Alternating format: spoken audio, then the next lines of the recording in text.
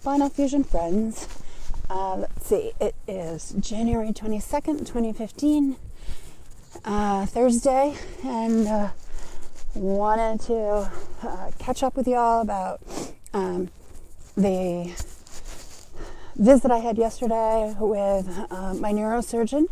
It's called my 4-week follow-up, but it's actually, if you look at the calendar, days/weeks, this past Tuesday, the 20th, had been my 6 weeks mark from my spinal fusion on December 9th.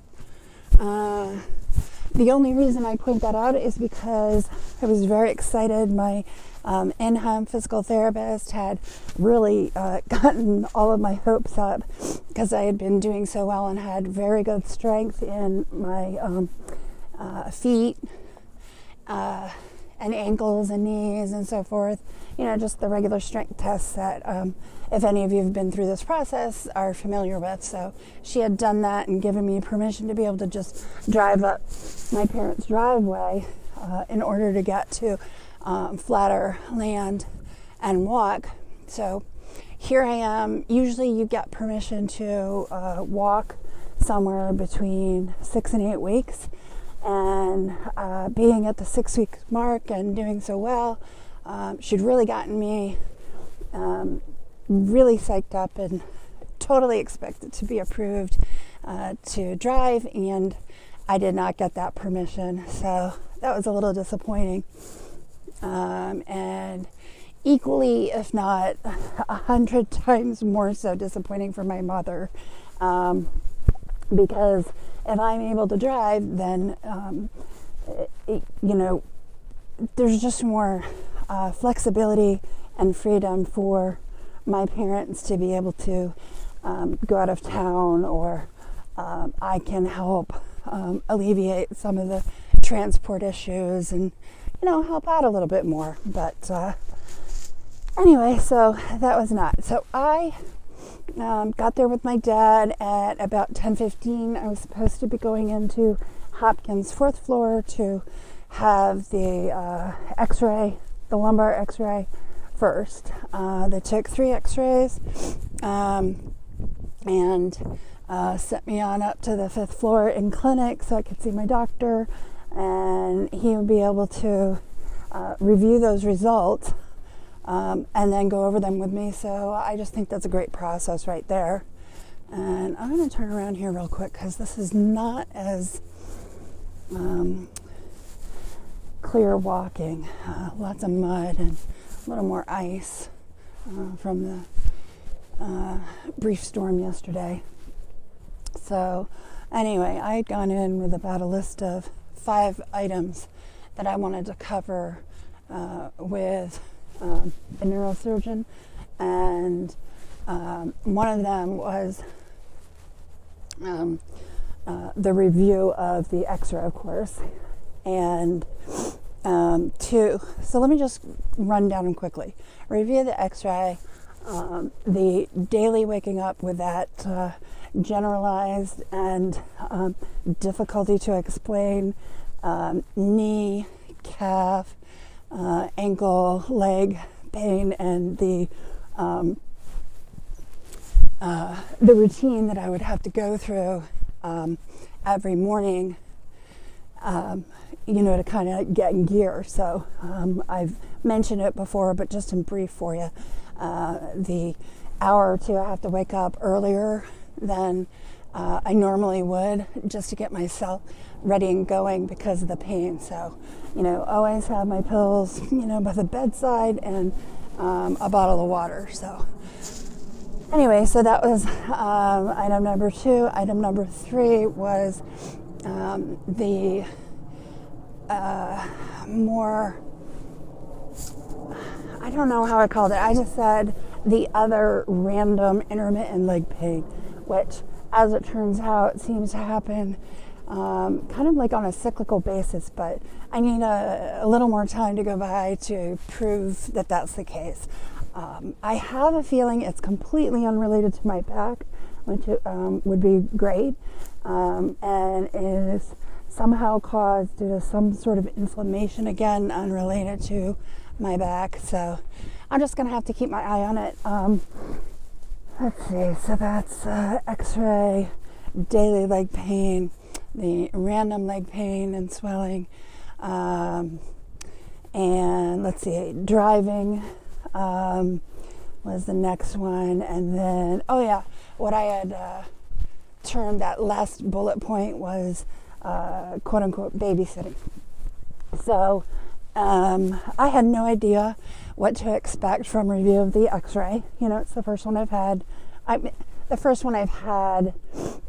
Where I was awake and aware and understood.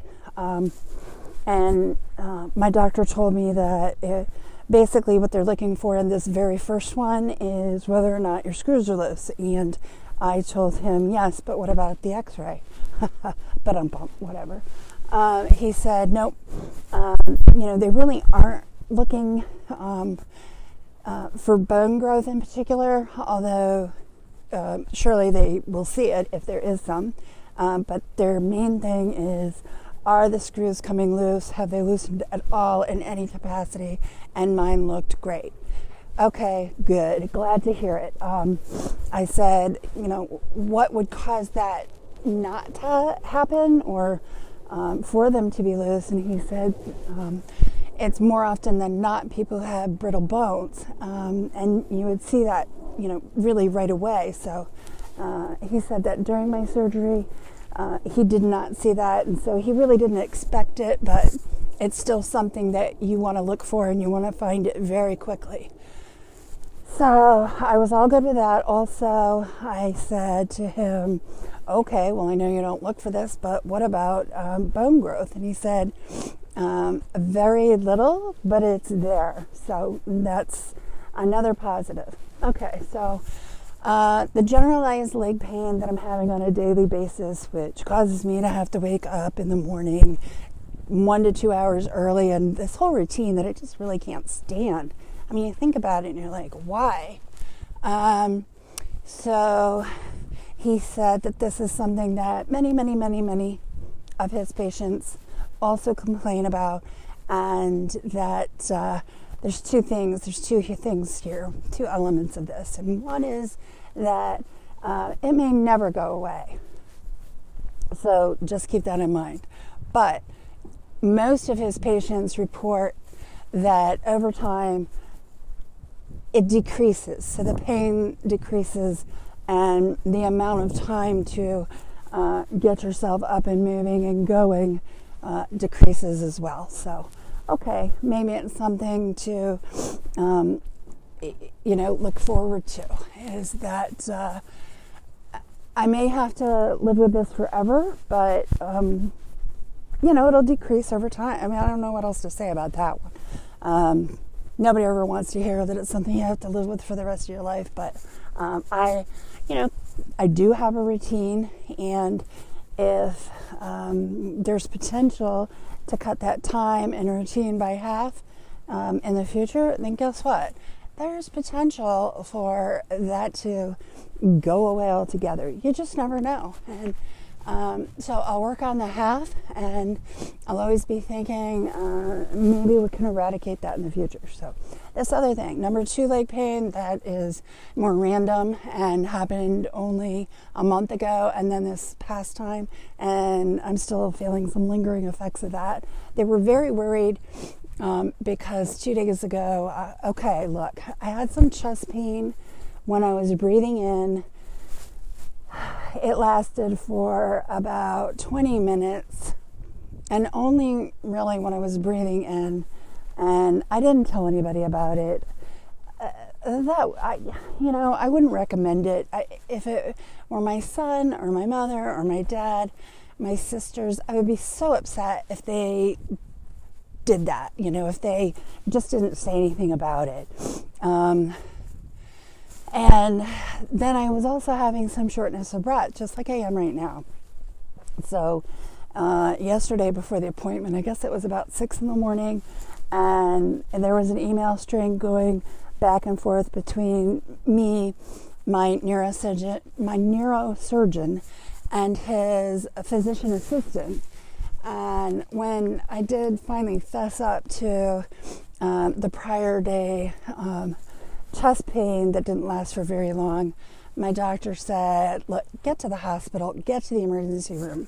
Now, since yesterday morning, I really wasn't having any of those symptoms at the particular moment. I said, look, I feel fine. I'm going to come in for my appointment. If anything changes, I'm on my way to Johns Hopkins now anyway, and my father will, take me immediately to the emergency room. So, hey, everything worked out, thank goodness. But the result of that was, after my appointment was over, he wrote orders, and I went back down to radiology, 4th floor, and had ultrasound, Doppler ultrasound on my left leg, just to confirm that there were no clots, and there weren't. So I was very happy, very relieved to hear it. I have to say, I was nervous about it. I don't know, and I won't know until final reports come out, if there will be any other tests that I'll need to have as a result of the results. For instance, maybe there's something else going on with the veins that, don't really have to do with my back, but something I'm going to have to take a look at and keep an eye on, or see another physician. I'm not going to think about that, putting it out there right now, and subject closed for now. So the driving, clearly very disappointed. And, I understand that I wouldn't want to be driving in any sort of inclement weather, including rain right now. I mean, it's all dangerous for me. And I'm not trying to be dramatic about it. I just, I don't want to put myself in any kind of situation that would cause me to have to go back to the hospital, any revisions, or put my family through any bit of this anymore. So I'm really, as much as I, like anyone else, want to do other things and say, oh, I feel great, I know I can do this, I'm probably being overly conservative, but the driving was just a bummer. It was such a letdown. I kind of felt like I could have talked him into saying it was okay for me to drive, but the reality is, if I'd done that, what does that buy me? Okay, my mom wouldn't be mad at me. She would start to feel better. Maybe, she wouldn't be such a downer and mean all the time. But at what cost overall to my health? And, intellectually, I know we all understand this. But gosh, she seems to be the only one that just emotionally can't get over. And I'm not faulting or judging. It's just, right now she's in a point in her life at the moment where her emotions are running everything. So none of this has been easy for her, and she has a lot of other things that I haven't talked about on my vlog that has made her this way right now. But she's starting to do some things to try to help herself, and maybe by the time something else, life happens, and it's not always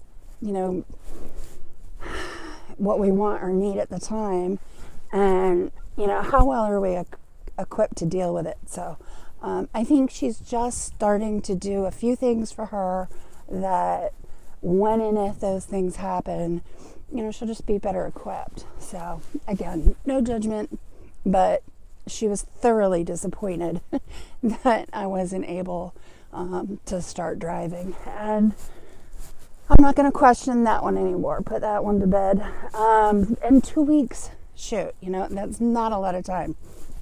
For her, it will seem like an eternity, and because it feels that way for her now, it will be that way for me.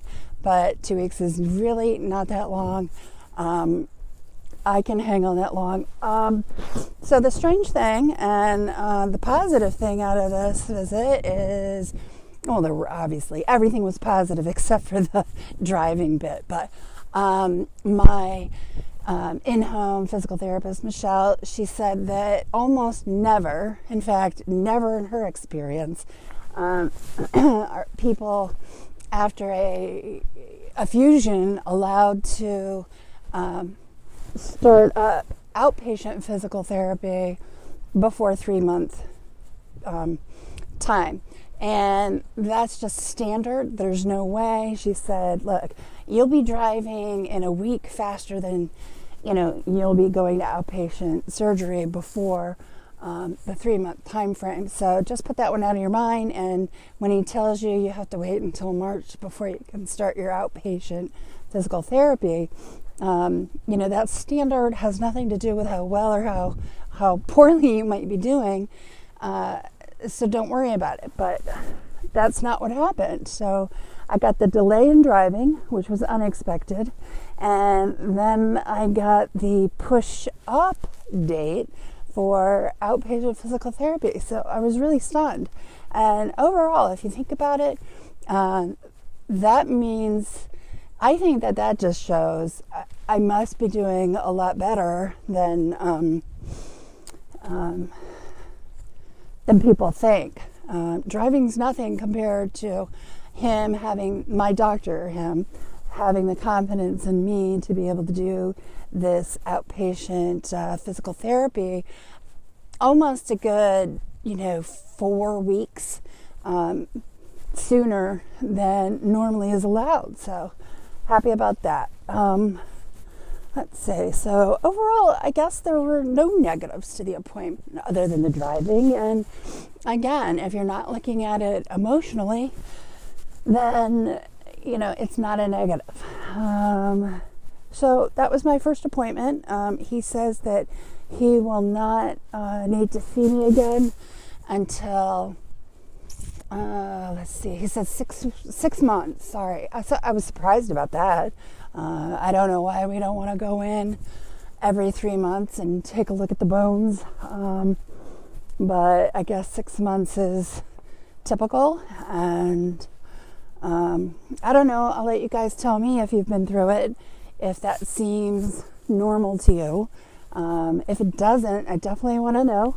And I'm sure I could get, my primary care doctor who's right here in Annapolis to get me back in with that orthopedic surgeon who I interviewed a while back to potentially perform this surgery. Anyway, my plan is to eventually get in with him. I think that I have some adjustment issues. I think one hip still is in the habit of overcompensating for the left side. The right hip has taken all the weight. And I noticed some issues with my gait. And I just want to get that all back to normal. So when I start physical therapy, I want to work with his practice. He has a practice that is orthopedics and sports medicine, and they have their own physical therapy services. So I think I'll start up with them. In fact, I'll need to look into that very quickly because they're not easy to get into. So let's see. So basically that's it in a nutshell. I have managed to tell you, the 5-6 short list of items for my initial follow-up visit with my neurosurgeon. And let's see, I stretched that out for almost a whole 20 minutes.